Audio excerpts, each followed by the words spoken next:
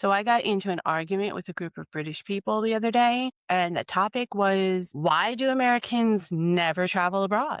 And within 30 seconds of someone saying it, I could feel my blood boiling a little bit.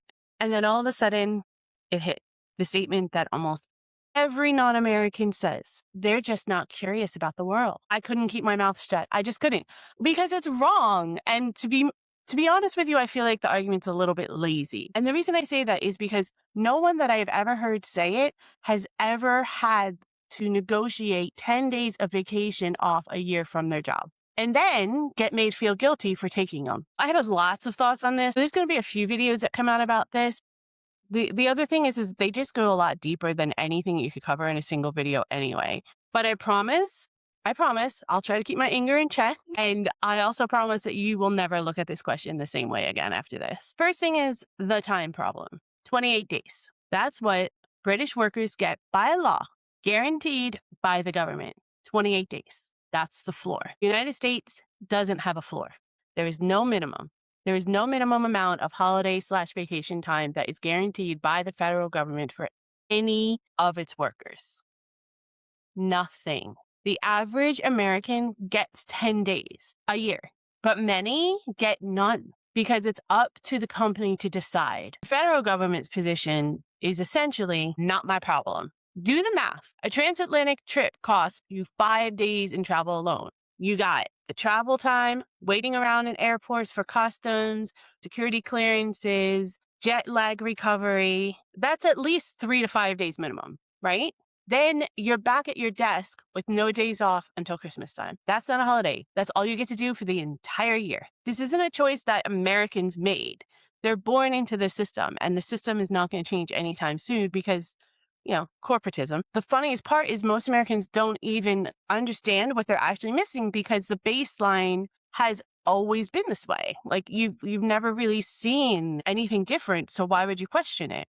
It's like asking someone who lives in a 1-bedroom flat why they don't host dinner parties. It's usually not because they don't want to. Next, we have to figure in the cost calculation. Say you want to fly from London to Paris. That flight costs less than 100 quid.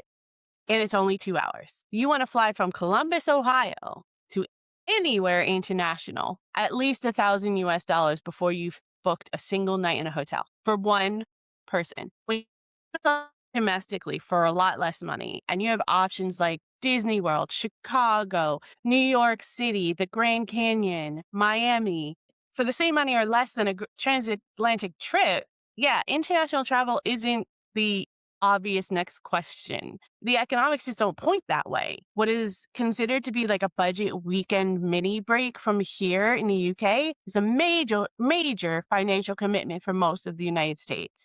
It's not an excuse. It's geography and math combined. The next thing is you have to consider the size of America. We have to talk about this because America is basically the size of a continent. I know it's not the entire continent, but the United States in the North American continent takes up, a third of it, right? So we have to be honest about that.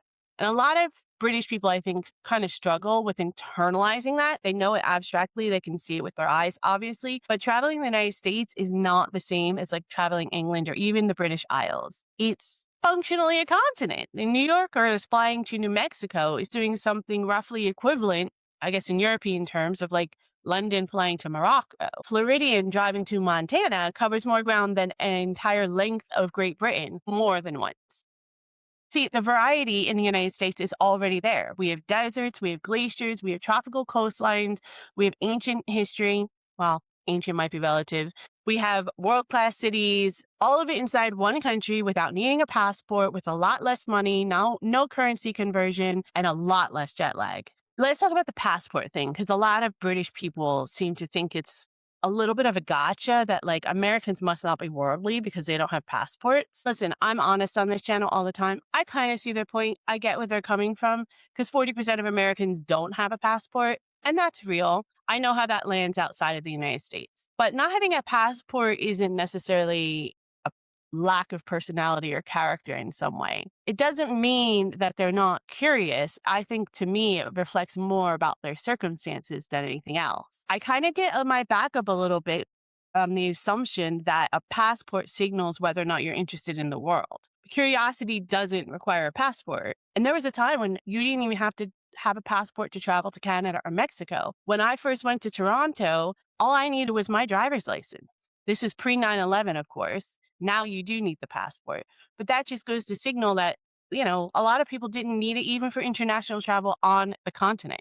So it doesn't mean that you're not curious. It just means that someone hasn't had a combination of time, money, structural support, or even a need to have a passport at their disposal. Not exactly the same thing as not wanting it. Lastly, I need to say this part. Americans actually travel internationally a lot more than they get credit for. Mexico and Canada, as I mentioned, are very common international destinations, especially if you live close to either of the borders. Also, the Caribbean, very popular destination if people have the money, especially for like college students on spring break and things like that. Central and South America are also on the list. Americans cross these borders in enormous numbers every single year when they're lucky enough and have the means to have that chance. I know it doesn't necessarily fit the British mental image of what international travel looks like because of their version of it, of course, having all of these European, African, and Middle Eastern countries at their disposal. But it doesn't mean it doesn't count. We got to remember there are 300 million Americans. The ones who haven't left are loud in this conversation because the assumption about them is loud.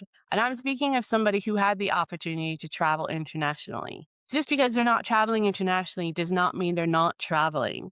They just don't actually have the opportunity to the way that the people here in the UK and other Europeans do. Look, the image of an American not being able to find France on a map, embarrassing as it is, I will admit that it exists. Okay. And I'm not saying that there aren't people in the United States that just have no desire to leave their hometown, let alone the country, but it's not the whole picture. And as an American, I feel the need to stand up for this because I think we kind of get a bad rap on this line. Look, I also want to say I get the British point of view. Okay. When I first moved here and had the opportunity to travel hop throughout Europe, I immediately understood where the British people were coming from and why they find it kind of unremarkable the way Americans travel within their borders and just outside. But here's the thing: time, money, geography, they're all practical reasons of why Americans don't travel nearly as much as British people do. And they're all true, they're all valid. They're not the entire story, but when you dig a little bit deeper, why into Americans can't leave, and I mean really dig, because I've done this to us, that a lot of Americans and people that live there or people that aspire to live there have never once been asked a question. That's a different conversation entirely, and that's what we're going to get into in other videos. But for now, I just want to say, quit thinking Americans aren't curious about the rest of the world just because they don't have a passport or maybe not have traveled outside the borders. It's not something that you could take in on a 2-week, 2-month. You would probably need a year or so actually of just traveling the United States to see everything it has to offer from that point of view. So can I just ask, please take it down a notch just a little bit with my fellow Americans when you're talking about the fact that they don't want to travel abroad.